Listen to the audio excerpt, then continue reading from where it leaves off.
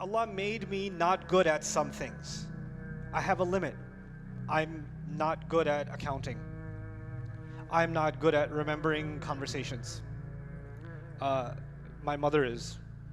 My wife is very good at remembering conversations. Do you remember what you said yesterday? If I'm being honest, I don't even remember what I said 1 minute ago, if I'm being completely honest. Do you remember that game in 1992, the World Cup final? Yeah. Yeah, that was awesome.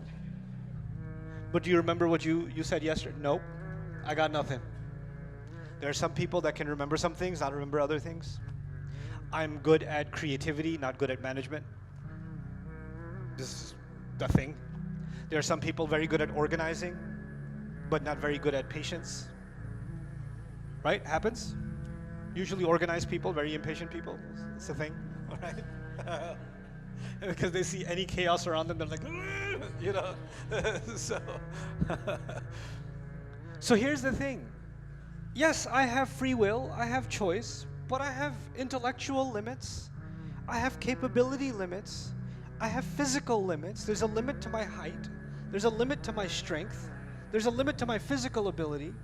There's a limit to my economic mobility. Right? There's a physical bodily limit. And that limit is a jibillah. You know, there's a saying in Old English, you can't grow out of your skin. You know what that means? You're made a certain way, and you need to know what you're capable of, and you also need to know your limits. Right? If you're not designed to swim, Allah created you like a rock, and so you just bloop, you know. I had a friend who he could drown in 1 foot. It's a miracle from Allah that he could do that. We went to this place, he went on the slide. It was a kid slide. It was a wet slide. You could stand up on it, your knees won't even be wet. And he's like, like what? Allah didn't make you for that, right? So there's the limit placed within our genetic makeup. There's siblings, some siblings super genius, super creative, super academic, and the other one super athlete, but don't ask him to study. Allah made 2 different jibillah for, you know, you understand?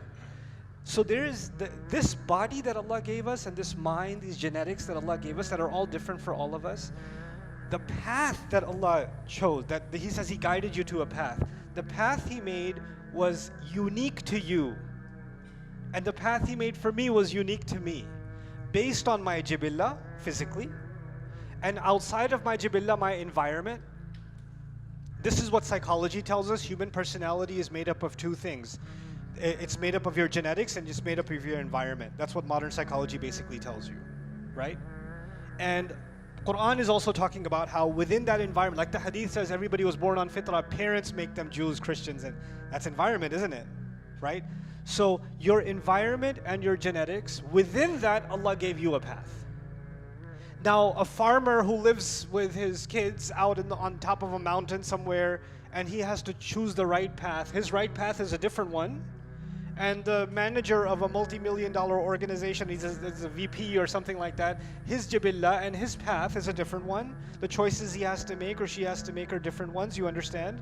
And so each one of them was given the right directive to come back to Allah to do the right thing, and it was put inside of them.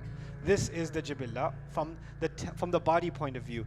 But then there's the grueling test and the ruh. The ruh itself, meaning there's my physical limits, but then there's my spiritual core inside.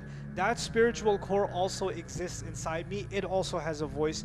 It also has a say. And it cannot be found in the study of psychology. It cannot be found in philosophy. You can't find it in those studies. But I know it exists because you just know it does. That's the sound. That's the thing inside you that feels something when you pray. That's the thing inside someone. Incidentally, I met a woman yesterday. Before coming here, I had a craving for a donut. Don't ask me. So I went to this mall, and I'm getting in line. There's a popular donut place. I won't tell you which one. And so I'm standing in line, and this lady behind me was with her 2 kids, and she said, "Are you?" And I was like,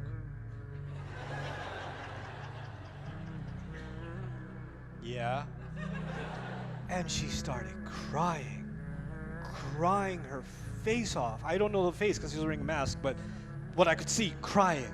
And she had these two little kids, and she goes, I'm actually Buddhist, and I've been looking for Allah, and I've been praying to Allah, and I just found your videos, and it's helped me go through so many difficult times, and every time I pray to Allah, I just know something in my heart is taking me back to it, and I'm listening to her like, Inna hadaynahu sabil. Allah put something inside you, this ruh inside you, it knows where it came from. And it knows it was guided, it was put with a guidance to go back.